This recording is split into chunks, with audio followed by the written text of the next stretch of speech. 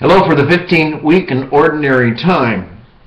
Do not have any masses in parishes this weekend, just this little homily. Well, maybe it might be longer than usual. Who knows? Anyways, I've used the Gospel, Mark 6, 7 to 13, and Amos the prophet 7, verses 12 to 15. And also I have thrown in another one, and that is the book of Tobit, Tobit 4, 15 to 19. And I call this Lessons in Freedom. The first reading, Amos, he does what God asks him to do, to go out and prophesy. And the priest there of Bethel says, get out of here, go back to your own country and do your prophesying. And he does. But Amos does the will of God. In the Gospel, Jesus is talking to his 12 apostles, and he tells them, go out and preach, go out in twos, and preach the kingdom of God. And so they do. They obey the commands of Jesus. But in both cases, they weren't always successful. But they did obey and do the will of God. And in fact, in that gospel, I find it interesting, Jesus says, well, go out and preach. And if they believe, well, it's fine, and they accept our message, that's fine. But if they don't, here's what Jesus says, what place does not welcome you or listen to you, leave there and shake the dust off your feet and testimony against them. So Jesus says, just go do it. You might not be always successful. And if they won't listen, shake the dust off your sandals. It's a classic quote of Jesus. You know, you can only do and try and offer, but you can't demand success. I like that because I think it's so true. And I think I like that because Mother Teresa said the same thing.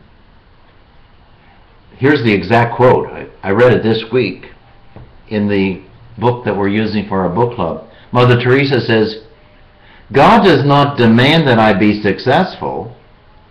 God demands that I be faithful. Faithful to his command. Faithful to his message.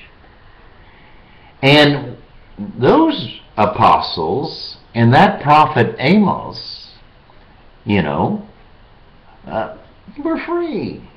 They were free because they did the will of God.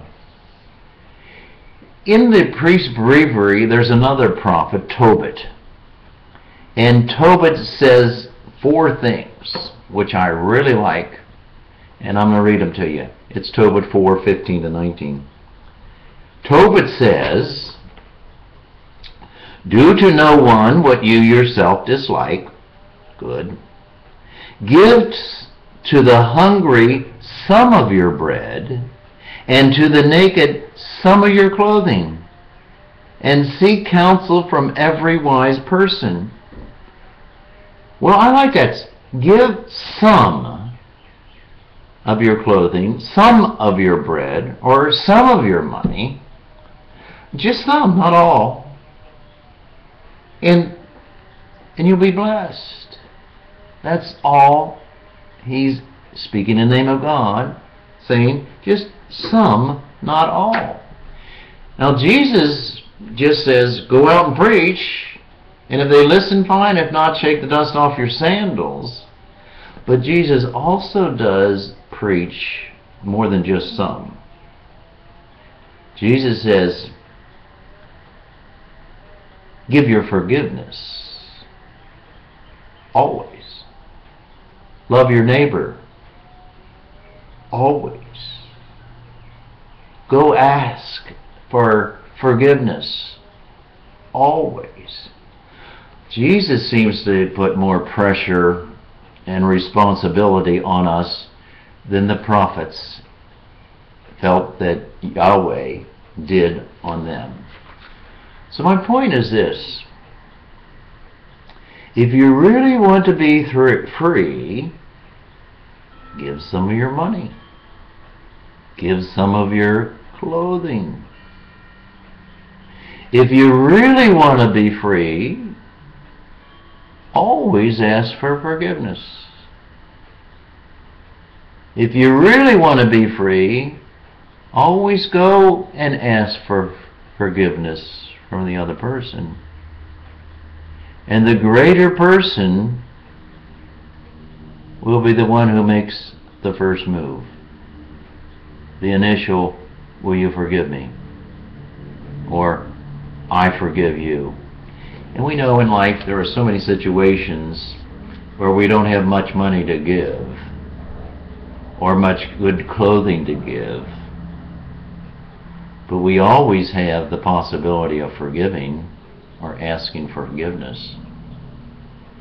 And the more you do that, the freer you are.